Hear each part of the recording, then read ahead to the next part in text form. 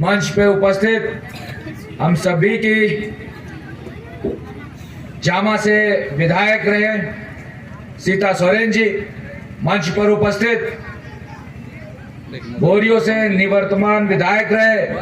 आज की डेट में झारखंड मुस्लिम मोर्चा होके रह गया है, आदिवासी का बात जेएमएम नहीं करती है।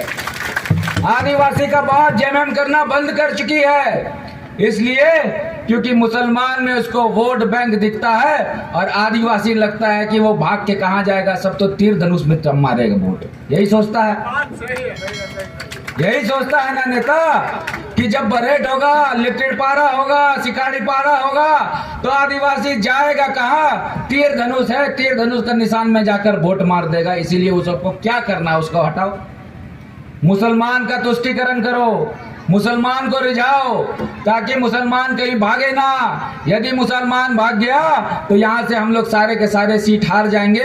इसलिए आदिवासी बाढ़ में जाए, मुस्लिम तुष्टीकरण की बात अब जेएमएम की सरकार करने लग गई। और इसीलिए मैं कहता हूँ कि झारखंड मुक्ति मोर्चा आज झारखंड मुक्ति मोर्चा नहीं रह के झारखंड मुस्लिम मोर्चा रह गया है। और हेमंत सोरेन ने अपना नाम बदलकर हेमंत अंसारी किया है। ये मैं नहीं करता, इरफान अंसारी ने कहा है। इरफान अंसारी ने कहा है कि हेमंत सोरेन नहीं, हेमंत अंसारी है। तो जिस सीएम को आदिवासी समाज की रक्षा करने का मन नहीं है, जिस सीएम को आदिवासी बातों की हितों की रक्षा करने का मन नहीं है, उस सीएम को उखाड़ फेंकना है कि नहीं फेंकना है? बड़े से बताइए, जेएमएम को फेंकना है कि नहीं फेंकना है? एकदम दोनों हाथ उठा के बताइए, जेएमएम को फेंकना है कि नहीं फेंकना है? हाथ उठा के बताइए। कुछ देर पहले गोपीनाथपुर गया था, पाकुड़, गोपीनाथपुर पाकुड़ जाना हुआ था। हिंदू समाज की महिलाओं पर, हिंदू समाज के परिवार पर बांग्लादेशी घुसपैठिए बंगाल से आकर, बंगाल के रास्ते झारखंड में आकर मारपीट करके चले जाते हैं, बमबाजी करके चले जाते हैं। और झारखंड सरकार कुछ नहीं करती है और बंगाल सरकार कुछ नहीं करती है। और यदि झारखंड सरकार कुछ करेगी और बंगाल सरकार कुछ करेगी तो मुस्लिम वोट बैंक नाराज हो जाएगा। इसलिए जब मैं गोपीनाथपुर गया था तो एक भी वहां पर झारखंड सरकार की पुलिस नहीं पहुंची थी हिंदू समाज को बचाने के लिए। मुझे तो लगा कि चलो हिंदू समाज क्योंकि भारतीय जनता पार्टी को वोट कर रहा है, इसलिए हो सकता है कि जेएमएम अपना बदला लेने के लिए वहां पर पुलिस प्रशासन को नहीं भेजा। लेकिन उसके तुरंत बाद पाकुड़ के ही गाय बथान में हमला हो गया। और गाय बथान में जब हमला हुआ तो इस बार आदिवासी समाज के लोगों पर हमला हुआ। लेकिन यही जेएमएम सरकार एफआईआर तक करने के लिए मना कर दिया। ये जेएमएम सरकार का काला सच है। मैं गया था गाय बथान, अनंत ओझा जी भी गए थे गाय बथान, और दोनों ने जाकर वहां पर पीड़ित परिवार को 1-1 लाख चेक देने का काम किया था। और ये बताया था कि भारतीय जनता पार्टी की सरकार आपके साथ हमेशा खड़ी है। मुझे नहीं पता कि यहाँ पर उपस्थित लोगों को पता है कि गाय बथान में क्या हुआ था, इसलिए मैं संक्षिप्त रूप से बताना चाहूंगा कि गाय बथान की घटना क्या थी। गाय बथान में आदिवासी समाज जो बरसों बरस से वहां रह रहा था, उन्होंने अपने जमीन की हितों की भी रक्षा करेगी, ये हम लोगों ने वहां पे कहा। और उसके बाद हम लोगों ने उस जमीन को बांग्लादेशी घुसपैठियों से बाहर निकाला और आज आदिवासी समाज के लोग वहां शांति के साथ अब यहाँ रह रहे हैं। लेकिन ये एक गाय बथान की घटना नहीं है, ऐसा हजारों हजार घटना आपके गली में, आपके मोहल्ले में, आपके टोलों में भी बीतता होगा, जिसका रिपोर्ट यहाँ पर एफआईआर के तौर पर नहीं लिखा जा रहा है। अगर मैं झूठ बोल रहा हूं तो मुझे कोई बताइए। आपके टोले में भी कोई ना कोई बांग्लादेशी घुसपैठिया आके वहां रह रहा होगा और धीरे धीरे आपका जमीन छीनने का काम कर रहा होगा।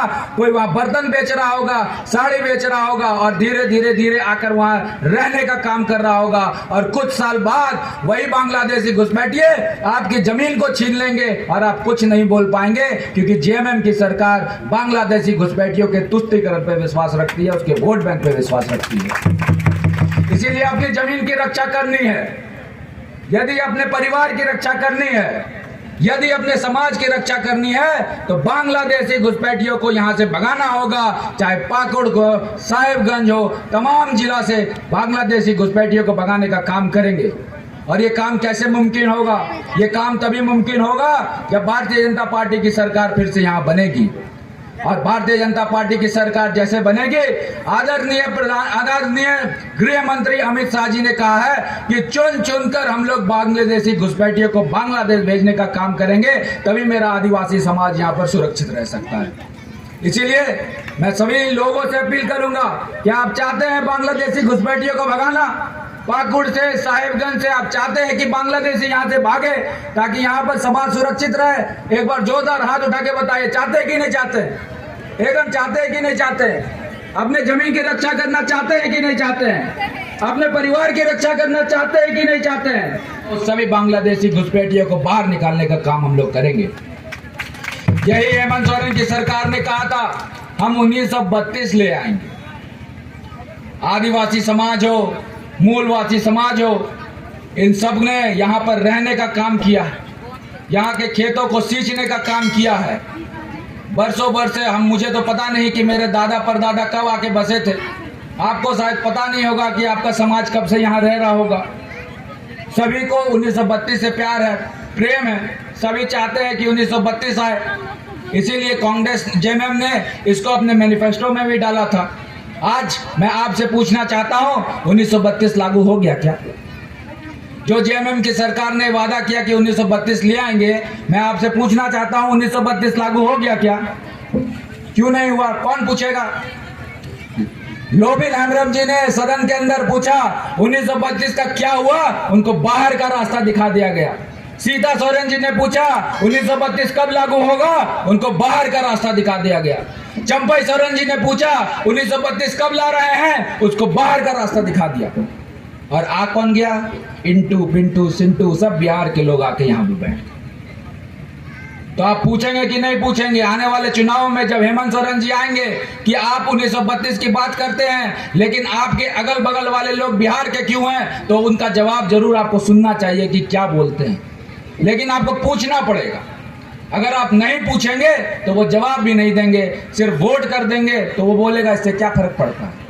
इसीलिए तमाम लोगों से जो यहाँ उपस्थित हुए हैं, सभी से मैं आग्रह करूंगा, यदि जेएमएम का कैडर, यदि जेएमएम का कार्यकर्ता, यदि जेएमएम के नेता घर आए, आपके टोले आए, आपके मोहल्ले आए, तो निश्चित तौर पर पूछिए कि 1932 का क्या हुआ। और 1932 आपने लागू नहीं किया तो आपके बगल में, आपके पड़ोस में जो भी पैसा वसूल करता है वो बिहारी और बाहरी क्यों है, आप ये बताइए। यह आपको पूछना होगा। और यही बात मैं आपके सामने कहने आया हूं। आप जब ये बात पूछना शुरू करेंगे, सवाल करना शुरू करेंगे, मैं विश्वास के साथ कहता हूं कि उनके पास जवाब नहीं होगा। इसीलिए ये परिवर्तन यात्रा को हम लोगों ने यहाँ से शुरुआत की है। और इस परिवर्तन की यात्रा के नाम पे मैं आपको कहना चाहूंगा कि जो जेएमएम सरकार ने कहा 5 लाख सरकारी नौकरी दे देंगे, जो जेएमएम सरकार ने कहा बेरोजगारी भत्ता दे देंगे, जो जेएमएम सरकार ने कहा कि 1000 से 2000 वृद्धा पेंशन कर देंगे, जो जेएमएम सरकार ने कहा 2500 रुपए चूल्हा खर्च दे देंगे, जो जेएमएम सरकार ने कहा कि 72,000 रुपए सालाना गरीब परिवार को देंगे, जो जेएमएम सरकार ने कहा कि सीएनटी का पालन करेंगे, जो जेएमएम सरकार ने कहा एसपीटी का पालन करेंगे, जो जेएमएम सरकार ने कहा स्थानीय नीति बना देंगे, जो जेएमएम सरकार ने कहा नियोजन नीति बना देंगे, जो जेएमएम सरकार ने कहा कि आदिवासी हित की बात करेंगे, सारे के सारे मुद्दों पे ये जेएमएम सरकार फेल है। इसलिए परिवर्तन यात्रा हम लोगों को करनी है। ये परिवर्तन की शुरुआत हम लोग यहां से कर रहे हैं और निश्चित तौर पर यह परिवर्तन की यात्रा आगे भी बढ़ेगी। मैं तमाम आदिवासी समाज के लोगों से आग्रह करूंगा कि इस परिवर्तन यात्रा में भारतीय जनता पार्टी का साथ दें, भारतीय जनता पार्टी के साथ खड़े रहें, भारतीय जनता पार्टी के साथ कंधे से कंधा मिलाकर चलें। इसलिए मैं आपके बीच में आया हूं, आप सभी से बात किया, मुझे बहुत अच्छा लगा। सभी को नमस्कार और